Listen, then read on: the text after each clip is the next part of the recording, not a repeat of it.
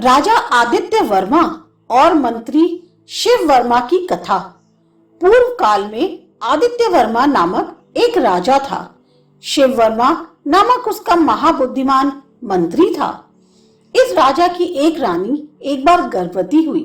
यह सुनकर राजा ने रक्षकों से पूछा, मुझे रनिवास में गए हुए 2 वर्ष हो गए, फिर भी रानी को यह गर्भ धारण कैसे हुआ, यह बताओ। रक्षकों ने कहा, महाराज, आपके इस अंतापुर में मेरे किसी पुरुष का प्रवेश असंभव है, किंतु आपका मंत्री शिव वर्मा बेरोक टोक अंदर आता जाता है। यह सुनकर राजा ने सोचा कि अवश्य यह मंत्री मेरा द्रोही है, किंतु इसे प्रकट रूप में मार देने पर मेरी निंदा होगी।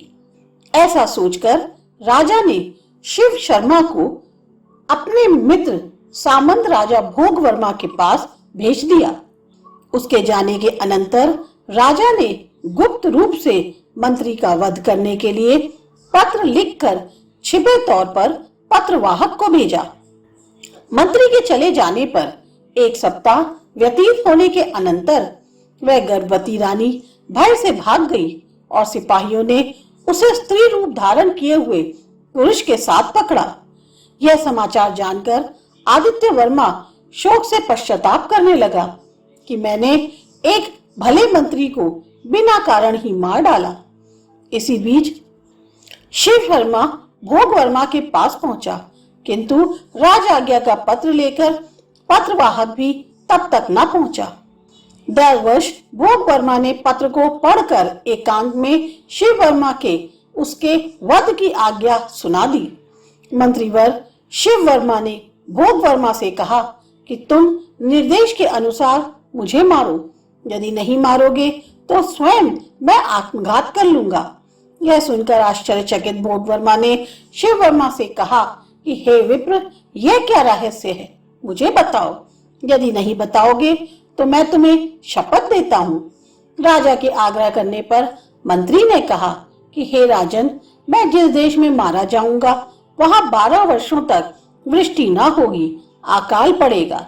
यह सुनकर भोग वर्मा चकित होकर अपने मंत्रियों के साथ सोचने लगा कि आदित्य वर्मा दुष्ट है, वह हमारे देश का विनाश चाहता है।